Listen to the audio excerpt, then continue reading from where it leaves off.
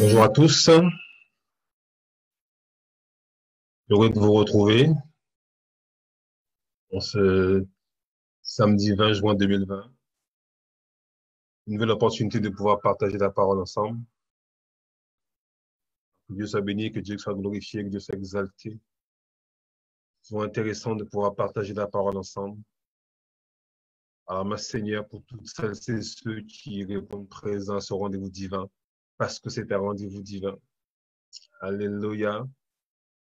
Merci Seigneur. Je laisse le temps à chacun de pouvoir se connecter. On se voit tout de suite. Oh, merci Seigneur pour ta bonté. Merci Seigneur pour ta miséricorde. Merci Seigneur pour ta sainteté parce que tu es unique.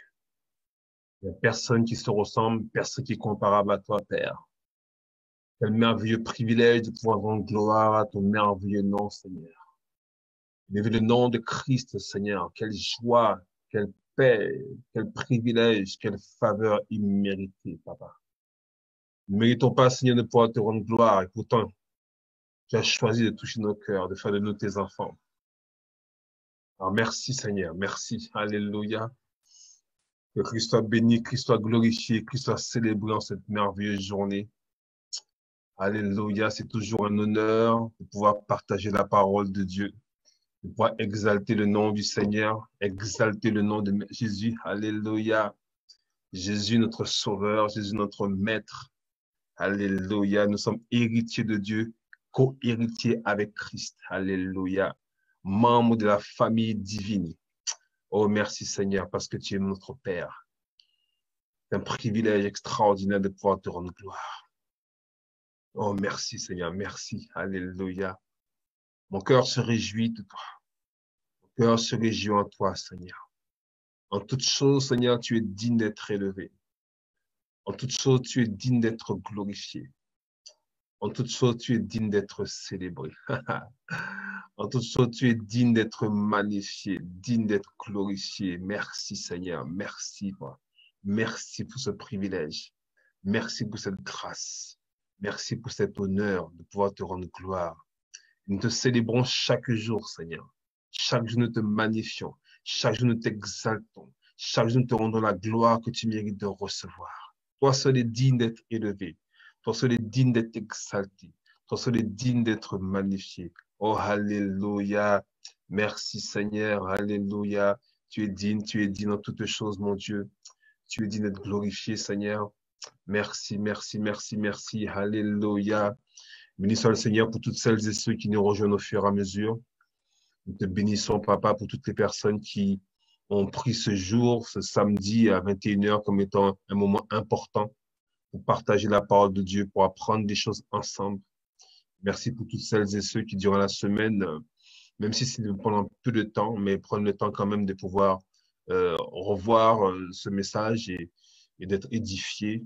Et s'il y a des choses des fois que vous ne pouvez pas comprendre, n'hésitez surtout pas à m'en faire part, afin qu'ensemble nous puissions échanger, parce que le but c'est qu'on puisse échanger aussi tous ensemble. Alors merci Seigneur, que ton nom soit élevé, que ton nom soit glorifié, que ton nom soit célébré, que ton nom soit exalté. Alléluia, tu es digne, tu es digne, tu es digne, tu es digne, tu es digne, mon Dieu, mon roi. Oh, alléluia, merci Seigneur. Tu es précieux dans notre cœur. Tu es magnifique, oh mon Dieu. Alléluia. Mon âme t'élève, mon âme te célèbre, mon âme t'exalte. Mon âme te dit merci, papa. Merci, merci, merci. Oh, alléluia. Tu es glorieux et tu es précieux à nos yeux, Père. Merci, mon roi de gloire. Que Christ soit élevé, que Christ soit glorifié, que Christ soit célébré, que Christ soit exalté. Oh, alléluia. Tu es précieux, Seigneur. Tu es magnifique. Merci, Seigneur. Merci, merci, merci, merci, merci, merci. Oh oui, ta paix me restaure, tu me donnes la vie, Seigneur. Alors, nous voulons commencer ce soir, encore une fois. Merci pour toutes celles et ceux qui arrivent au fur et à mesure. Nous te vous bénissons. Nous remercions le Seigneur pour votre présence. Alléluia. La semaine dernière, nous avions vu Christ, l'image du Dieu invisible. Et en réécoutant cet enseignement et en continuant à l'étudier, j'ai vu qu'il y a certaines choses que je vais revenir dessus avec vous, certaines choses où je veux expliquer un peu plus, parce que certaines choses pour lesquelles j'étais peut-être un peu trop rapide. Donc, je vais prendre le temps de pouvoir revenir sur ça avec vous pour bien comprendre l'importance de ça. Alors, comme vous savez, le titre de l'émission, c'est l'Évangile de Christ, un point, c'est tout. Parce que l'Évangile de Christ, c'est le seul enseignement que nous devons partager au monde entier. Christ est venu apporter quelque chose d'extraordinaire, la bonne nouvelle. C'est cette bonne nouvelle qui est là pour nous ramener auprès du Père, nous ramener en communion avec le Père. La vie en Christ, ce n'est pas une vie de soumission, ce n'est pas une vie où on fait des œuvres, c'est une relation. C'est une vie de relation entre le Créateur, Dieu, et sa créature, les hommes que nous sommes. Nous avons vu la première fois, enfin, il y a 15 jours de ça, il me semble, que nous avons été créés par Dieu. Et après, il y a la séparation. Et Dieu nous a réconciliés avec lui. Et c'est extraordinaire de comprendre ça, parce que la réconciliation, c'est quelque chose qui n'a rien à voir avec nos actes personnels. Ça n'a rien à voir avec ce que nous pourrons faire nous-mêmes. Il n'y a rien de ce que tu pourrais faire, absolument rien de ce que tu pourrais faire qui te donne le droit de pouvoir être en communion avec le Père. Absolument rien. Il n'a plus à Dieu de nous choisir. Il n'a plus à Dieu de toucher nos cœurs. Il n'a plus à Dieu de nous mettre à part pour la cause de son merveilleux nom. Il n'a plus à Dieu de faire de nous des membres de sa famille. Il n'a plus à Dieu de nous mettre à part pour la gloire de son merveilleux nom. Nous ne savons pas comment les choses se font, mais la Bible nous enseigne ces choses. La Bible nous enseigne que Dieu a tant aimé le monde entier. Il a donné son Fils unique, afin que quiconque croit en lui ne périsse point, mais la vie éternelle. Ça veut dire qu'il y a deux choses, il y a deux choix. Il y a soit des personnes qui périssent, soit des personnes qui ont la vie éternelle. Et nous, depuis plusieurs semaines, nous parlons de cette vie éternelle qui est une seule et unique personne qui est Christ. La seule personne qui a été donnée, la seule personne qui est, entre guillemets, un intermédiaire entre les hommes et Dieu, c'est Christ. Ce n'est pas Marie, ce n'est pas Confucius, ce n'est personne d'autre. La seule personne qui nous permet aujourd'hui d'être en relation avec Dieu le Créateur, c'est Christ et Christ seul. Et ce qui est important de comprendre aussi, c'est que Christ, il est vivant. Le Dieu dont nous parlons, il est vivant. La Bible déclare qu'il est assis à la droite de Dieu. Il intercède en faveur des saints. Nous ne parlons pas d'un Dieu qui a vécu à un moment donné, d'un prophète qui a vécu à un moment donné. Nous parlons d'une personne qui aujourd'hui encore est vivante. Une personne qui aujourd'hui parle à travers le Saint-Esprit. Alléluia. Et une personne qui va revenir à un moment donné chercher son Église. Alléluia. Et nous sommes son Église. Nous qui avons accepté, nous qui avons confessé de notre bouche le Seigneur Jésus et qui avons cru de notre cœur qu'il est mort et ressuscité pour nous. Nous sommes devenus enfants de Dieu. On a vu ça la dernière fois.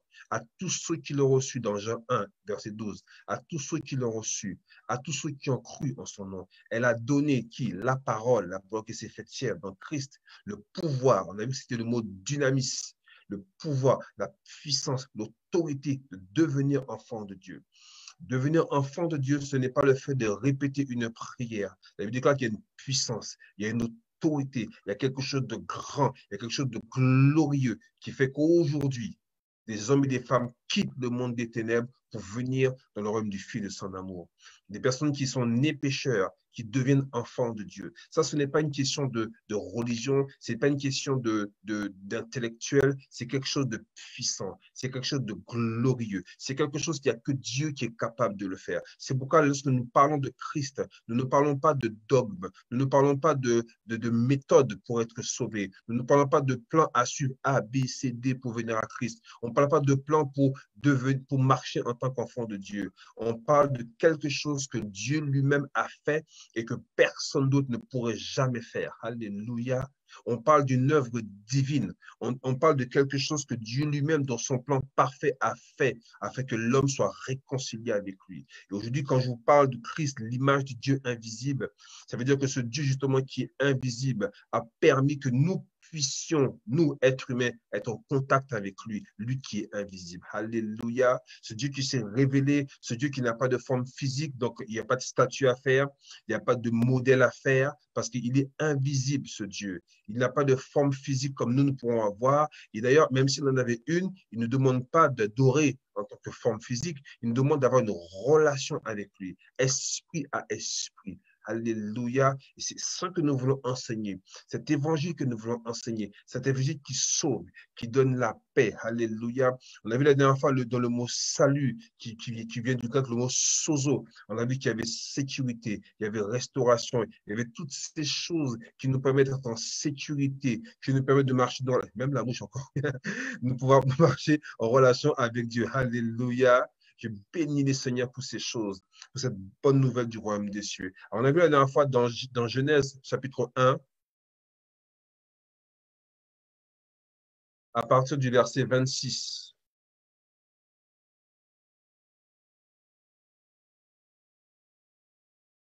Vous y êtes? La Bible dit, Dieu dit,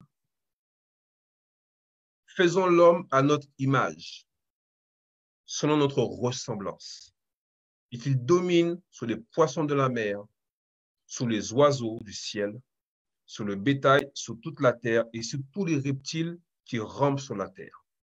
Verset 27, Dieu créa l'homme à son image, il le créa à l'image de Dieu, il créa l'homme et la femme. Entre parenthèses, il a créé l'homme et la femme le même jour.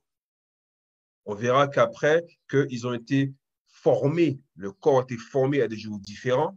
D'abord Adam de la poussière du sol, puis Ève de la côte d'Adam, mais dans la création, ils ont été faits le même jour. Et le mot création qui est utilisé ici sous-entend à partir de rien. Donc Dieu a fait quelque chose à partir de rien. Donc c'est-à-dire que la création, c'est quelque chose qui vient de Dieu lui-même. C'est Dieu lui-même qui crée. C'est Dieu lui-même qui amène à l'existence quelque chose qui n'existait pas. Il n'existait pas dans le monde naturel, mais en Dieu, cette chose existait. Et Dieu maintenant, par sa parole, amène cela à l'existence. Alléluia. Et il dit dans le verset 28, Dieu les bénit et Dieu leur dit, soyez féconds, multipliez, remplissez la terre et l'assujettissez. Alléluia. Et dominez sur les poissons de la mer, les oiseaux du ciel, sur tous les animaux qui se mettent sur la terre. Donc, nous voyons que dans le plan de Dieu, Dieu a créé l'homme pour que l'homme soit, comment dirais-je, l'homme domine, l'homme dirige. C'est pour ça que l'homme a été créé. L'homme a été créé vraiment pour être en position d'autorité. Ça, c'était le plan de Dieu.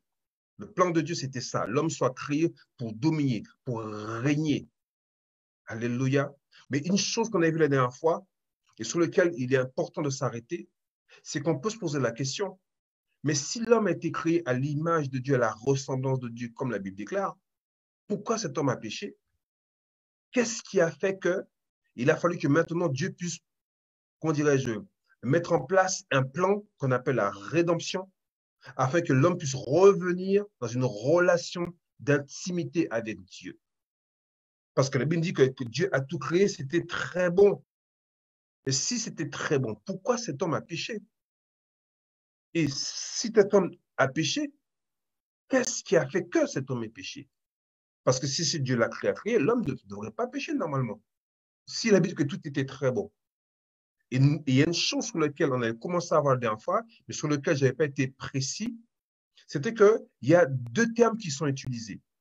Le premier terme, il dit que Dieu créa, Dieu dit faisons l'homme à notre image.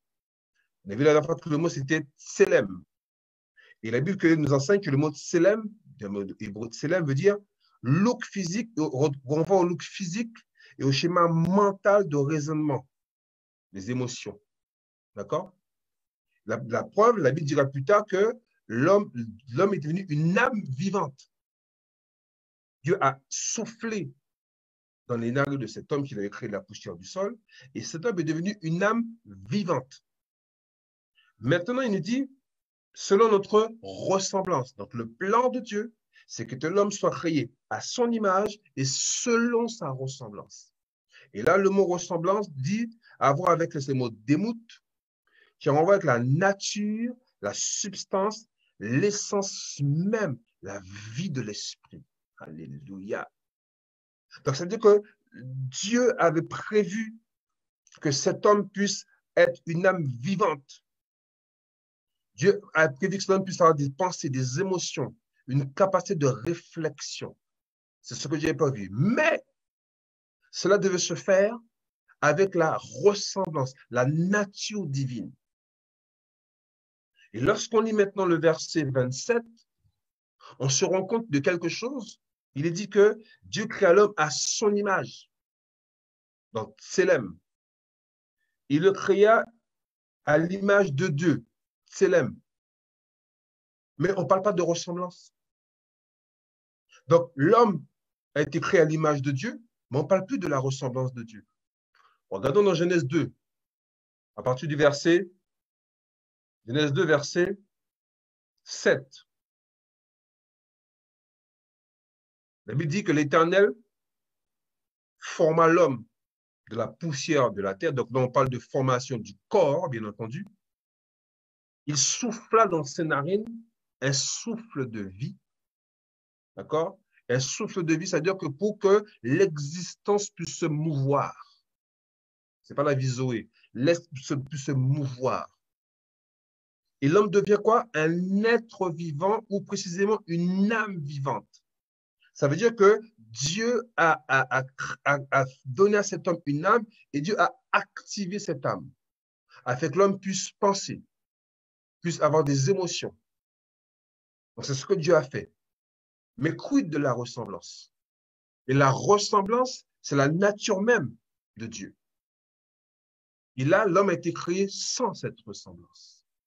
Et c'est ce qui a expliqué pourquoi l'homme, après, quand l'homme était, comment dirais-je, une pensée contraire est venue, l'homme n'a pas pu résister à cette pensée contraire parce qu'il n'avait pas cette autorité que nous allons voir que par ce Christ va nous donner pour pouvoir résister à une pensée contraire. Parce qu'il n'était qu'une âme vivante. Il n'avait pas la ressemblance de Dieu. Et qu'est-ce que Dieu fait? Regardez maintenant dans Genèse chapitre 3.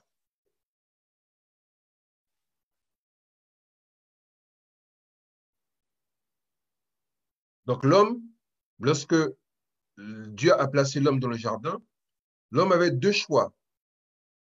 Il veut manger l'arbre de la connaissance du bien et du mal et l'arbre de la connaissance de la vie. Il a fait le choix de manger l'arbre de la connaissance. Mais la Bible ne précise pas qu'il a mangé l'arbre de la vie. C'est très important ça. Maintenant, dans Genèse chapitre 3, verset 1, 21, pardon. L'Éternel dit à Adam et à sa femme, fit à Adam et à sa femme des habits de peau, les en revêtit. L'Éternel Dieu dit, voici l'homme est devenu comme l'un de nous pour la connaissance du bien et du mal. Empêchons-le maintenant d'avancer sa main, de prendre de l'arbre de vie. Ça veut dire qu'il ne l'avait pas encore fait. D'en manger et de vivre éternellement. Sous-entendu, cet homme n'avait pas la vie éternelle en lui. Ou non? La Bible nous dit que Dieu dit, il faut le préserver afin qu'il ne puisse pas vivre éternellement. Donc, c'est-à-dire que l'arbre de vie qui était dans ce jardin donnait la vie éternelle. Donc, ce qui sous-entend que l'homme n'avait pas mangé cet arbre, le fruit de cet arbre de vie. Donc, cet homme n'avait pas en lui la vie éternelle. Et c'est ça qui nous permet de comprendre pourquoi Christ est venu et pourquoi l'homme a péché. Et ça nous permet de comprendre pourquoi aujourd'hui, les personnes qui ne sont pas à Christ ne peuvent pas ne pas pécher, si je peux me permettre. Ce n'est pas un forcé correct, mais ils ne peuvent pas faire le contraire de pécher. Voilà, c'est mieux. Ils sont pécheurs par nature, on avait ça la dernière fois. Et ils n'ont pas en eux la vie éternelle qui leur permet de communier avec Dieu, de vivre une relation d'intimité avec Dieu. Ils vivent selon leurs pensées. Certains sont épicuristes, certains disent que l'homme a suffisamment d'intelligence pour pouvoir prendre ses propres décisions, etc., etc. La Bouna Rousseau et toutes ces personnes-là, d'accord, qui nous disent qu'en fin de compte, on peut penser par soi-même. L'homme est suffisamment intelligent pour penser par lui-même. C'est ce qu'on nous dit souvent.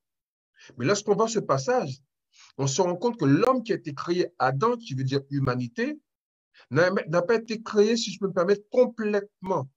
Sa création n'a pas été achevée.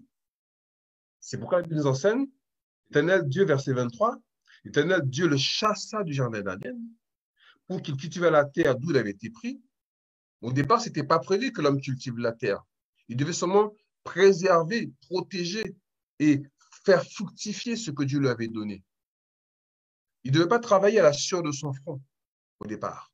Au départ, Dieu a tout mis à sa portée. Et c'est pour moi, c'est pour comprendre que quand la Bible dit que nous avons tout pleinement en Christ, ça veut dire qu'en Christ, Dieu a tout prévu, a pourvu à tous nos besoins selon sa richesse avec grâce en Jésus-Christ. Alléluia.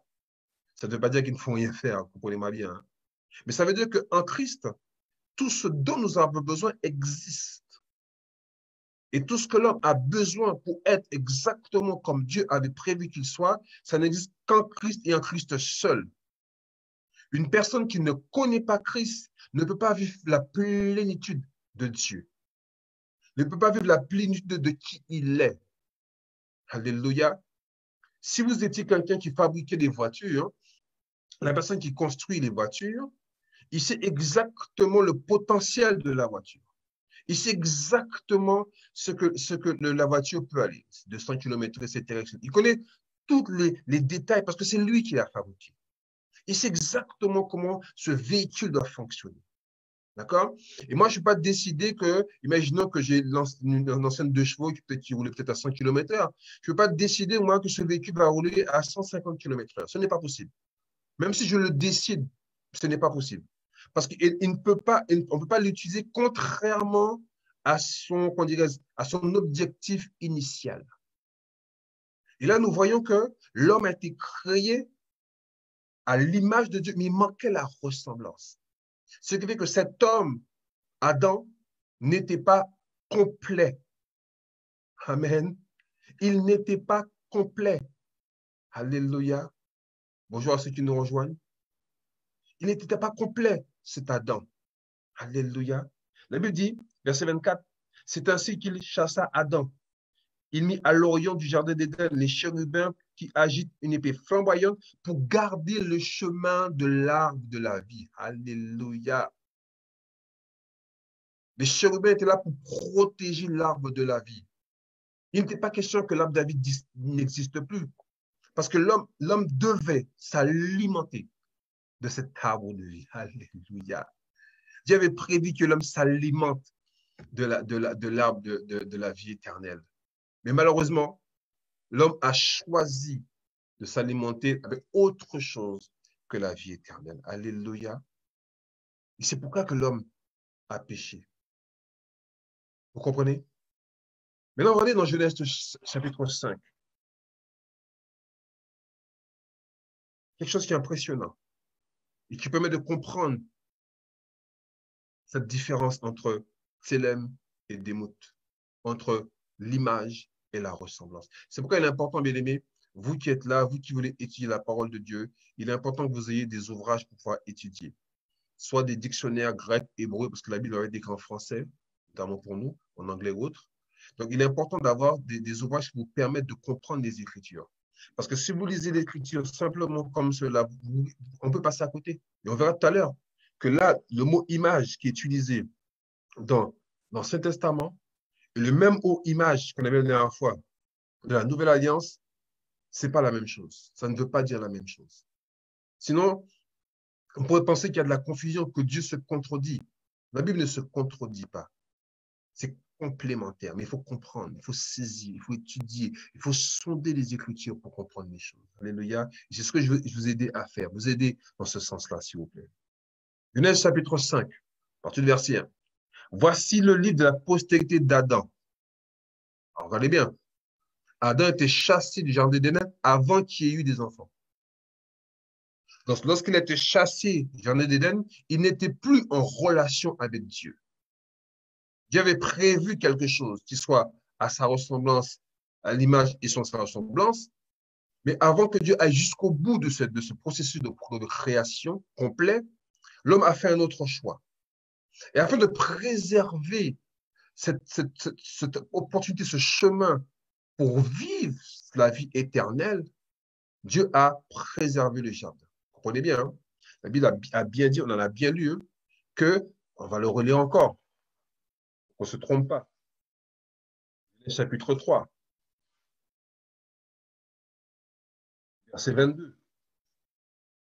L'Éternel Dieu dit, voici, l'homme est devenu comme l'un de nous pour la connaissance. Eh bien, pour la connaissance du bien et du mal, mais pas pour autre chose. Empêche-le maintenant d'avancer sa main et de prendre de l'arbre de vie, d'en manger et de vivre éternellement. Donc, ça veut bien dire que cet homme, Adam, n'avait pas reçu la vie éternelle. Alors, quand souvent nous disons que le fait de venir à Christ, c'est de revenir au point initial, c'est pas complètement faux, mais c'est pas complètement vrai non plus. Parce que l'œuvre initiale n'était pas achevée. Donc, si on devait revenir à Genèse 1, Genèse 2, moi, je l'ai dit souvent, mais là, je reconnais que c'est une erreur. Ça voudrait dire qu'on reviendrait à une âme vivante. Et l'âme vivante, elle a fini par pécher. Alléluia. Et là, dans le chapitre 5, il nous dit, lorsque Dieu créa l'homme, il le fit à la ressemblance, ça c'était son plan. C'était son plan. Il créa l'homme et la femme, il les bénit, il les appela de nom d'homme lorsqu'il fut créé. Ça, c'était le plan de Dieu. On fait un résumé. Ça, c'était la volonté de Dieu. Maintenant, regardez le verset 3. Adam, âgé de 130 ans, engendra un fils à sa ressemblance. Donc, nous voyons que c'était après que Caïn et Abel. Déjà, Caïn et Abel étaient nés après la chute, ce qu'on appelle la chute. Et maintenant, il y a eu ce conflit, l'un est mort. Et là, maintenant que Adam a eu d'autres enfants. Et ce troisième enfant, c'est Seth. Regardez bien les termes. Adam, âgé de 130 ans, engendra un fils à sa ressemblance et selon son image. Il donne le nom donc de Seth. Je ne sais pas si vous faites attention. Là, on vient à l'envers de ce que Dieu a prévu. Là, on nous dit que Seth a été créé à la ressemblance de qui? D'Adam et non plus de Dieu, et selon son image. Ça veut dire que maintenant, l'homme qui naît à la suite de Seth, c'est une personne qui est dirigée 100% par son âme, selon son image, par ses émotions. C'est une personne qui n'a plus de connexion avec Dieu qui est esprit. C'est pourquoi une personne qui n'est pas au Seigneur ne peut pas connaître les choses de Dieu, parce qu'il y a une cassure, il y a une coupure qui a été faite concrète. Alléluia. Vous me comprenez? Alléluia. Faites-moi un signe si. Alléluia. Que Dieu soit béni. Ce n'était pas possible. Maintenant, regardons Ézéchiel. Ézéchiel, chapitre 11.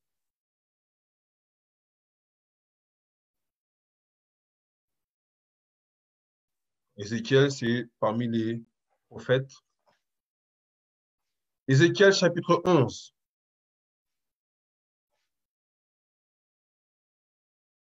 À partir du verset 19.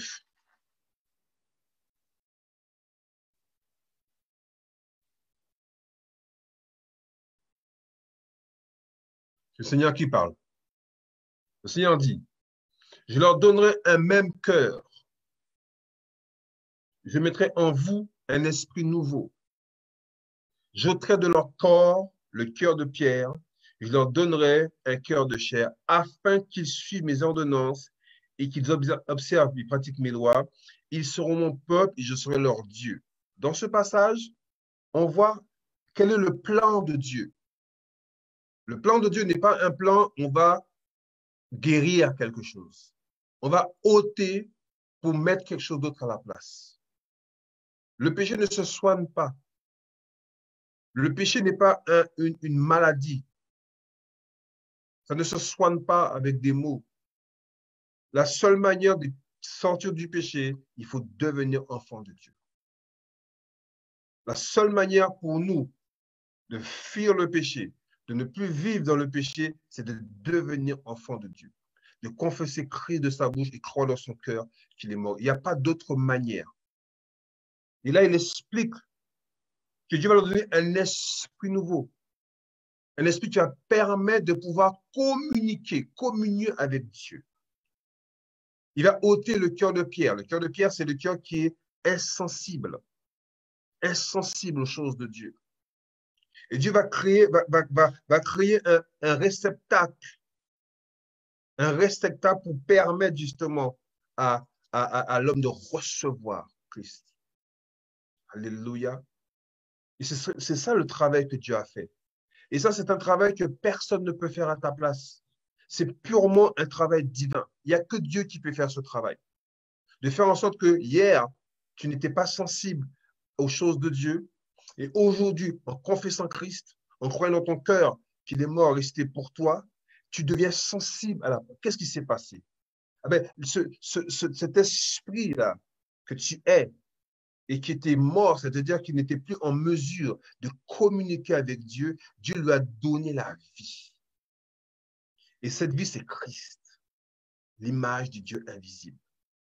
Et en donnant cette vie à cet esprit, les yeux s'en sont ouverts, si je peux me permettre. Et là, maintenant, cette personne qui naît de nouveau est en communication directe avec Dieu.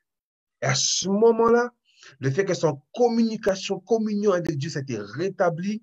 Cette personne maintenant peut agir sur son âme et transformer les choses. Alléluia. Nous reviendrons par la suite sur ce passage-là. C'est très important ça. Alléluia. Donc le plan de Dieu, c'est que l'homme soit complet. Et à la création, tout n'était pas complet. Dieu n'avait pas été jusqu'au bout de ce qu'il avait prévu. Alléluia. Que Dieu soit béni, Dieu soit glorifié. Merci Seigneur. Nous pouvons lire, s'il vous plaît, dans 1 Corinthiens. Après, j'ai plusieurs versets à partager avec vous. 1 Corinthiens, chapitre 15.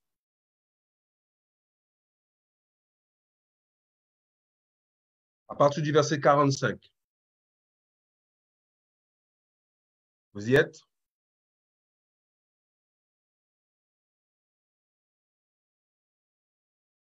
C'est pourquoi il est écrit, le premier homme, Adam, devint une âme vivante.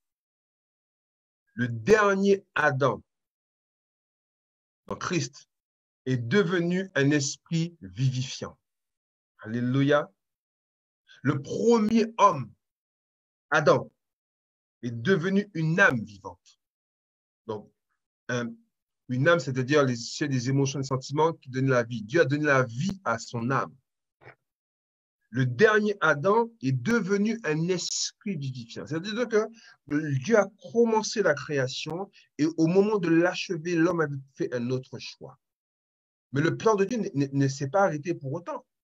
Ce que Dieu avait prévu en amont existe toujours.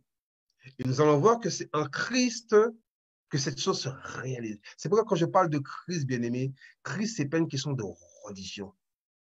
Devenir enfant de Dieu, ce n'est pas changer de religion. C'est véritablement vivre le plan achevé de Dieu. Alléluia. Quand je deviens enfant de Dieu, Dieu en moi achève pleinement son plan. Je suis le plan achevé de Dieu en Christ. C'est pourquoi il a dit que Christ est le dernier Adam, pas le deuxième, le dernier Adam. Et le mot dernier sous-entend achevé. C'est-à-dire que c'est la version achevée. En Christ, tout est accompli. En Christ, ce que Dieu avait prévu est parfaitement réalisé. Alléluia. Verset 47. Verset 46 dit, mais ce qui est spirituel n'est pas le premier, c'est ce qui est animal. Ce spirituel vient ensuite. Le premier homme tiré de la terre est terrestre. Donc, Adam était concentré uniquement sur les choses terrestres. C'est pourquoi une personne qui n'est pas à Christ est elle aussi concentrée sur les choses terrestres. Ce qu'on appelle la vue, les 5 sens. C'est pourquoi il nous enseigne que nous devons marcher non pas par la vue, mais on doit marcher par la foi. Parce qu'il dit que les choses visibles sont passagères, les choses invisibles sont éternelles. La personne qui n'est pas à Christ ne peut pas s'attacher aux choses éternelles. Elle ne le peut pas, même si elle voudrait le faire. Alléluia. Le premier homme tiré de la terre est terrestre. Tandis que le second homme, il est du ciel. Alléluia. Christ, il est du ciel. Quand quelqu'un devient enfant de Dieu, il est en rapport avec les choses célestes. C'est pourquoi la Bible dit dans Éphésiens, on peut le lire, Éphésiens 1, verset 3, si ma mémoire est bonne. Il dit, béni soit Dieu le Père de notre Seigneur Jésus-Christ, qui nous a bénis de toutes sortes de bénédictions spirituelles dans les lieux célestes en Christ. Alléluia. Nous sommes bénis de toutes sortes de bénédictions spirituelles en Christ parce que Christ vient du ciel. En tant qu'enfants de Dieu, nous ne sommes pas attirés par les choses terrestres. On en a besoin parce qu'il faut vivre sur cette terre, bien entendu. Mais la Bible dit, cherchez premièrement, Matthieu 6, 33, cherchez premièrement le royaume des cieux et toutes ces choses vous seront données par-dessus, le boire, le manger, etc. Donc, la Bible dit que le premier Adam était attiré par les choses terrestres, tandis que le dernier Adam, lui, c'est les choses célestes. Alléluia. Verset 48. Tel est le terrestre, tels sont aussi les terrestres. Et tel est le céleste, et tels sont aussi les célestes. Bien-aimé, si tu es enfant de Dieu, né d'en haut, la Bible déclare que tu fais partie du monde céleste. Verset 49. Et de même que nous avons porté l'image du terrestre, donc quand nous n'étions pas au Seigneur, on fonctionnait comme notre ancêtre, Adam. Nous étions attirés par les choses terrestres, bien entendu. Et ça, ce n'est pas un souci. C'est pourquoi lorsque nous sommes là pour annoncer l'évangile, on ne doit pas mettre l'accent sur les choses terrestres. On ne doit pas chercher à condamner les gens parce qu'ils font... Mais quelqu'un qui n'est pas à Christ ne peut pas fonctionner autrement que ce qu'il est. Sa nature n'étant pas céleste, il ne peut pas fonctionner selon les choses célestes. Et c'est pourquoi nous, quand on a la bonne nouvelle, l'évangile de Christ, on ne met pas l'accent sur les œuvres. On met l'accent sur Christ. Voilà, sur l'œuvre de Christ qui a été accomplie, un point, c'est tout. Il n'y a rien que vous et moi, nous pouvons rajouter, modifier. Ce que Dieu a accompli est parfait. Alléluia. Verset 49.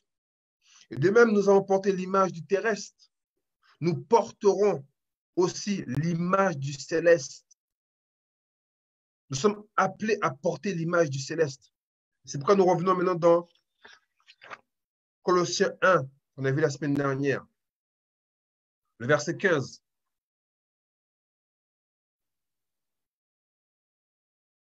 Je prends mon temps parce que nous devons bientôt commencer l'enseignement sur le Christ, notre salut.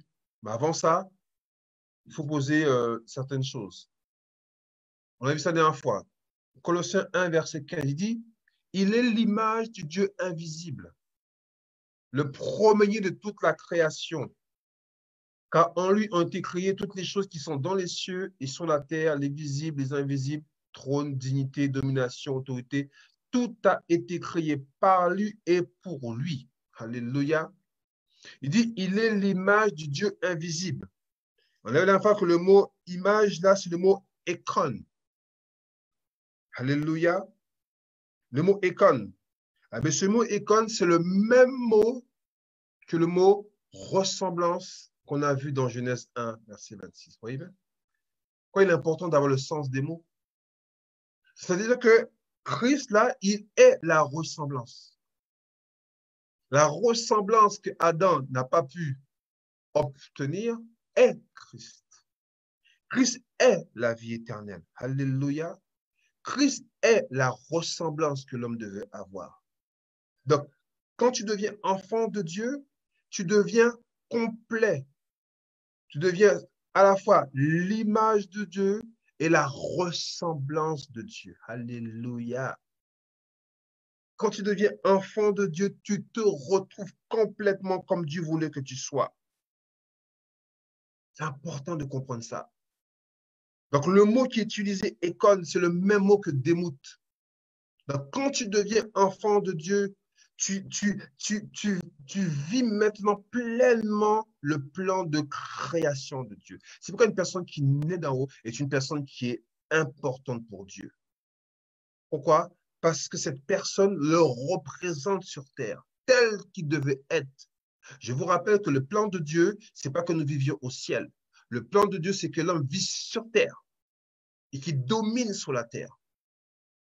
Mais l'homme ne peut pas dominer sur la terre s'il n'est pas connecté avec celui qui a créé les choses qui sont sur la terre. Alléluia. Le diable est venu, il a perverti les choses de la terre. Mais en Christ maintenant, vous et moi, nous revenons au plan originel de Dieu. Ce plan qui était avant la fondation du monde.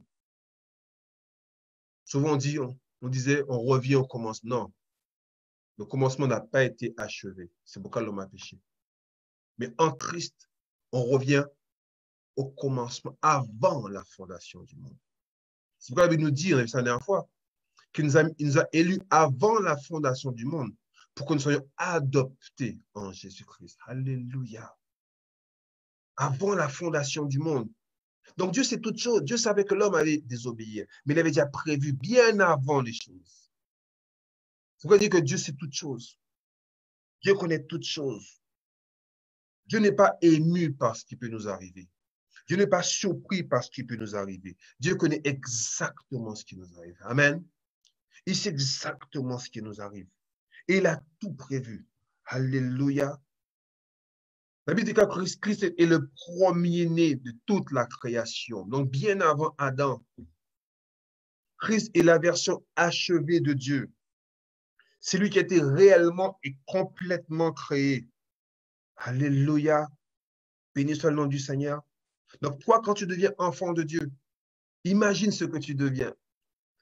Tu deviens la création achevée de Dieu. Le monde n'a plus aucune autorité sur ta vie. Le monde n'a plus aucun pouvoir de ta vie. Et si tu ne le savais pas encore, lisons dans 2 Pierre 1, verset 4. Donc, en Christ, le plan de création de Dieu est achevé.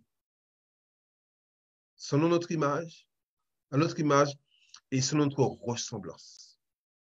Donc, en Christ, maintenant, si tu reviens maintenant dans Genèse 1, verset 27, on peut revenir avant de lire 2 Pierre 1, 4. Excusez-moi, il y a tellement de versets qui coulent dans ma tête. Si on revient à ce passage-là, donc on pourrait dire, à partir du verset 26, on peut personnaliser. Alléluia. Puis Dieu dit, faisons Pascal à notre image. Faisons Marie-Louise, Noël, Elena, Elisha, toute personne, Anis, que je vois, alléluia, à notre image, selon notre ressemblance, afin qu'il domine sur les poissons de la mer, sur les oiseaux du ciel, sur le bétail, sur toute la terre. Alléluia. Dieu t'a créé, toi, pour que tu domines. Il t'a créé pour que tu sois à son image et selon sa ressemblance. Et on a vu maintenant que sa ressemblance, c'est Christ. Donc le plan de Dieu, c'est que les hommes soient comme Christ. Christ, comme on dit chez nous, c'est le potomitan, la pierre angulaire en français. La pierre angulaire sur laquelle toute vie doit être posée, plantée, formée, construite, édifiée, bâtie. Tu as été créé à l'image de Dieu et selon sa ressemblance. Et ce verset, quand tu deviens enfant de Dieu selon les Écritures, tu le vis pleinement. Toi qui m'écoutes, si tu as confessé Christ de ta bouche et cru dans ton cœur qu'il est mort pour toi, voilà qui tu es. Tu es toi aussi à l'image du Dieu invisible. Sur terre, tu représentes Dieu. Alléluia. Tu représentes Dieu. Tu es ambassadeur de Christ. Partout où tu vas, tu représentes le royaume de Dieu. On appelle les ambassadeurs notre éminence. Tu es une éminence. Tu es quelqu'un de valeur. Parce que tu ressembles à Christ. Et donc, quand tu deviens enfant de Dieu, quand Christ vient habiter en toi, là maintenant, tu reviens à ce plan avant qu'Adam. Le plan originel de Dieu, c'est ça, c'est verset 26, c'est ça le plan originel de Dieu. Donc, quand tu deviens enfant de Dieu, bien-aimé, comprends bien qui tu es. Qu'est-ce qui peut t'arriver? Qu'est-ce qui peut t'inquiéter? Qu'est-ce qui peut t'empêcher d'avancer? Qu'est-ce qui peut t'empêcher de réussir? Absolument rien. Parce que si tu sais qui tu es, alléluia. La Bible dit dans Colossiens 1, verset 27, on peut lire à partir du verset 24. Je me réjouis maintenant de mes souffrances pour vous. Et ce qui manque aux souffrances de Christ, je l'achève en ma chair, pour mon corps qui est l'Église. C'est d'elle que j'étais fait ministre, selon la charge que Dieu m'a donnée auprès de vous, afin que j'annonçasse pleinement la parole de Dieu. C'est ce que je suis en train de faire là. Je veux vous annoncer pleinement la parole de Dieu. Le mystère caché de tout temps dans tous les âges. Il y a un mystère, on a vu ça il y a 3 semaines de ça. Il y a un mystère.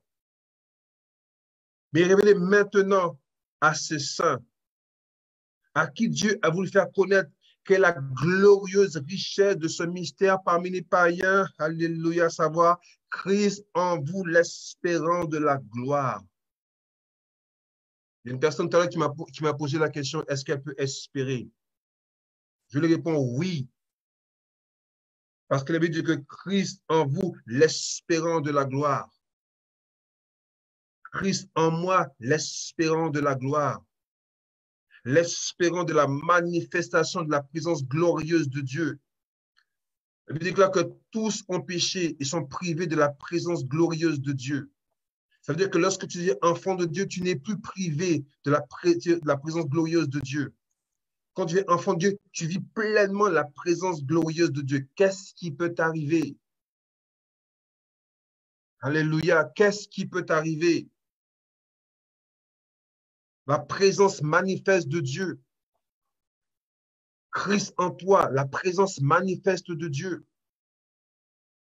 2 Pierre 1, verset 4 nous dit,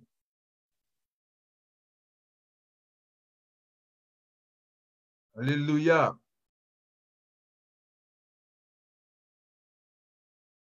je vais à partir du verset 3, comme sa divine puissance nous a donné tout ce qui contribue à la vie et à la piété, au moyen de la connaissance, regardez bien, au moyen de la connaissance de celui qui nous a appelés par sa propre gloire et par sa vertu, lesquels nous assurent de sa part les plus grandes et les plus précieuses promesses, afin que par elles, vous deveniez participants de la nature divine, en fuyant la corruption grise dans le monde par la convoitise. Les 2 mots qui sont importants, c'est les 3 mots, la nature divine. En Christ, tu devais participant de la nature divine. La dernière fois, on a vu que les gens étaient pécheurs par nature. Maintenant, en Christ, tu deviens divin par nature. Alléluia. Ton esprit se reconnecte avec l'esprit de Dieu. Donc, tu deviens divin. Ne soyez pas choqués. Ne soyez pas choqués. Si Christ est en toi, la divinité est en toi. Regardez le psaume 82. Le psaume 82 nous dit quelque chose que Christ va reprendre par la suite.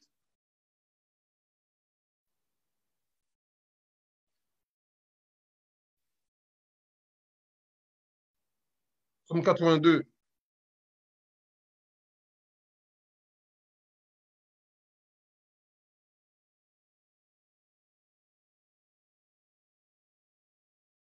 Verset 6. Dieu qui parle. J'avais dit, vous êtes des dieux. Vous êtes tous des fils du Très-Haut. Cependant, vous mourrez comme des hommes. Vous tombez comme un prince quelconque. Christ reprend ce passage-là par la suite. J'avais dit, vous êtes des fils de Dieu. C'est ce que Dieu avait prévu. Vous êtes des fils de Dieu. Alléluia. Vous êtes des fils de Dieu. C'est ce que Dieu avait décidé. Vous êtes des fils de Dieu. Ça, c'est le plan de Dieu. Alléluia. Et Christ reprend ce passage-là dans Jean 10, verset 34. Jésus leur a répondu, n'est-il pas écrit dans votre loi? J'ai dit, vous êtes des dieux. Et si elle a appelé Dieu ceux à qui la parole de Dieu a été adressée, et si l'écriture ne peut être nantie, alléluia, il dit, celui que le Père a sanctifié et envoyé dans le monde, vous dites, tu blasphèmes. Et cela parce que j'ai dit, je suis le Fils de Dieu. Donc, pour Jésus, c'était une évidence. Vu qu'il est le Fils de Dieu, il est comme Dieu. Et dans le Psaume 82, le mot qui est écrit, c'est le mot Elohim. Alors souvent, certaines personnes mettent grand D, petit d pour Dieu, petit Dieu, mais c'est le même mot Elohim, et c'est un mot pluriel. Vous êtes des dieux, c'est-à-dire d'ailleurs de la même nature que Dieu. Donc quelqu'un qui devient enfant de Dieu a la même nature que Dieu. Tu comprends bien, bien-aimé, que si Christ est l'image du Dieu invisible, qui es-tu toi? Qui es-tu toi? Si Christ, qui est l'image du Dieu invisible, habite en toi, tu es devenu le temple de Dieu. C'est lui, il est l'image du Dieu invisible. Qui es-tu toi qui est né d'en haut? Tel il est, tel nous sommes dans ce monde. Alléluia. S'il est Dieu, qui suis-je? Alléluia. Chez nous, on dit chien parfait chatte. Les chiens ne font pas des chats en français. D'accord? Donc, si mon Père est Dieu, je suis comme lui, la même nature que lui. Peut-être que la manifestation n'est pas la même, mais c'est la même nature que lui. Alléluia. Merci Seigneur. 1 Corinthiens 15, verset 22.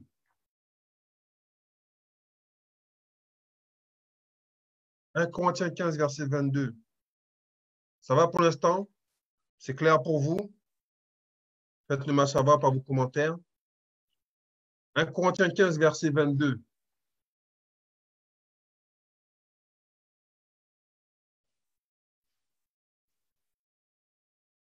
J'ai la vie de Dieu en moi.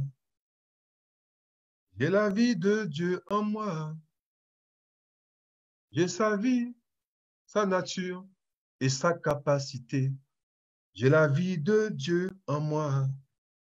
1 Corinthiens 15, verset 22. Il est dit, et comme tous meurent en Adam, de même aussi tous revivront en Christ. De même tous meurent en Adam. Lorsqu'on parle de mort, on parle de séparation d'avec Dieu.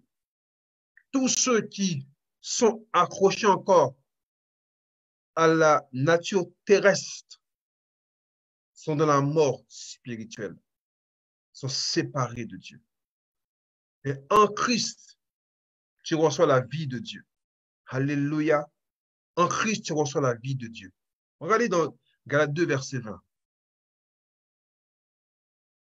Galates 2, verset 20. Alléluia.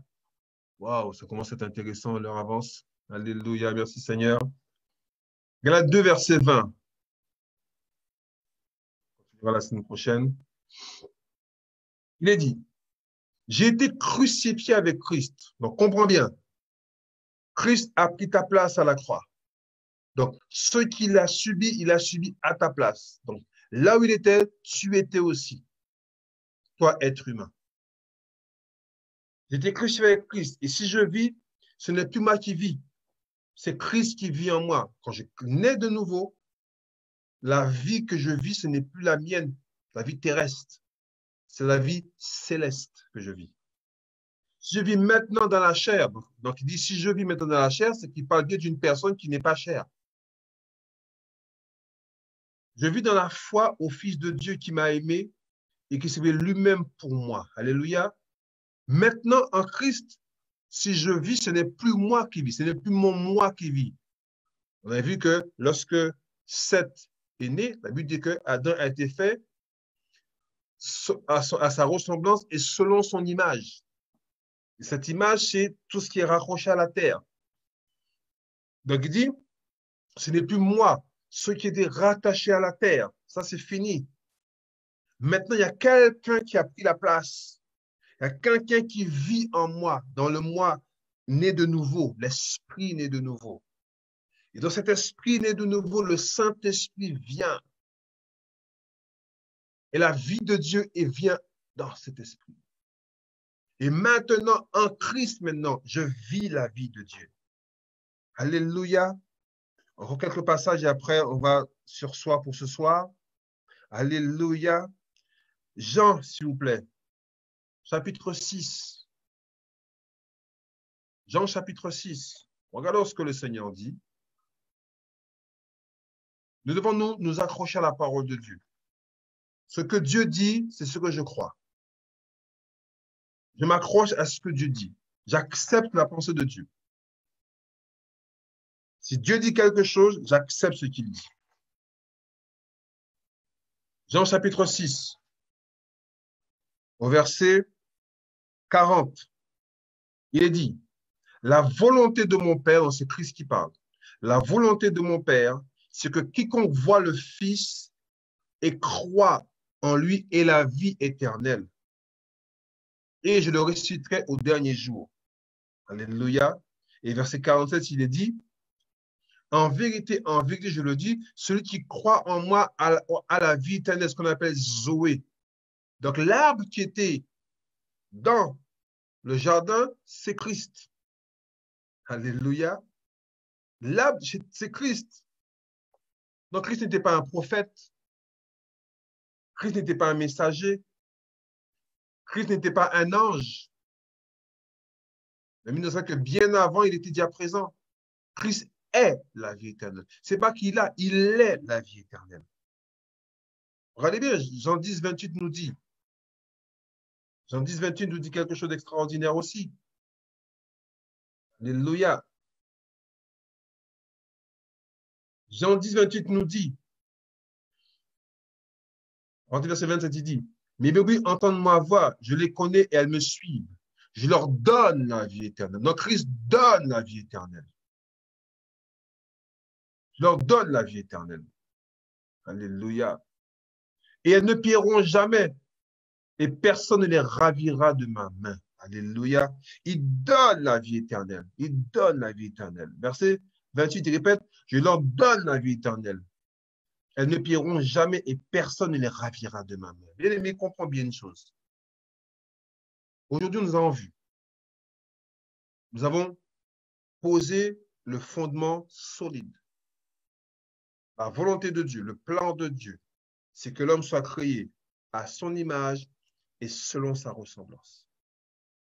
Nous avons vu que l'homme a été créé à son image, mais pas selon sa ressemblance. Ce qui fait que l'homme, lorsque la tentation est venue, il n'a pas pu résister. Il veut dire que Christ lui-même a été tenté comme nous, mais il a résisté. D'accord? Parce qu'il est la ressemblance. On a vu que Seth a été créé à la ressemblance d'Adam et selon son image. Donc, c'était inversé. Donc, l'homme s'est retrouvé être dirigé par ses émotions, ses sentiments et sa volonté. On a vu que la Bible dit que le premier Adam, il était terrestre, tiré de la terre. Le dernier Adam, il vient du ciel. On a vu que en Adam, tous meurent. Séparation de Dieu. Mais en Christ, dernier Adam, tous revivront. Zoé, la vie de Dieu. Alléluia. On a vu que ceux qui sont selon Adam sont rattachés à la terre. Tel est le terrestre, tels sont les terrestres. Et tel est le céleste, Christ, et tels sont les célestes. Donc on a vu que la personne qui reçoit Christ dans son cœur, elle s'accroche aux choses célestes. On a vu également que la Bible nous enseigne que nous sommes participants de la nature divine. Lorsque nous recevons Christ, nous participons à la nature divine. Nous recevons la nature divine. Nous ne sommes plus terrestres. Nous ne sommes plus des pécheurs sauvés par grâce. Non, nous sommes passés du royaume des ténèbres, du Fils de son amour. Alléluia. Donc, en résumé, Christ est la ressemblance de Dieu. Donc toi maintenant, quand tu annonces l'évangile de Christ, la bonne nouvelle, c'est quoi? C'est qu'en Christ, nous sommes la création achevée. Amen. Nous sommes la création achevée de Dieu. Je suis la création achevée de Dieu. Donc, tout ce que Dieu avait prévu pour moi dans Genèse chapitre 1, verset 26, maintenant je peux l'accomplir. Amen. Je peux accomplir cela. Alors, si tu es à côté, tu peux répéter, je suis en Christ, la création achevée de Dieu. En Christ, je suis l'image du Dieu invisible. Alléluia. Père, je te remercie pour ta parole. Je prie, Seigneur mon Dieu, que vraiment tu puisses aider chacun d'entre nous à comprendre le mystère de ta parole, les profondeurs des Écritures. Merci, Saint-Esprit de confirmer dans les cœurs que cette parole vient de toi, Seigneur. Merci d'aider chacun d'entre nous à rentrer en profondeur dans la connaissance. Nous te bénissons, nous te rendons gloire, Seigneur, dans le nom de Jésus. Amen. Je vous salue, vous tous qui êtes l'image du Dieu invisible. Je vous salue, vous tous qui êtes la création achevée de Dieu. On se voit samedi prochain. N'oubliez pas, pendant la semaine, vous pouvez revoir ces enseignements sur ma page Facebook ou sur ma page YouTube. Que Dieu vous bénisse. À très bientôt, et très bonne semaine.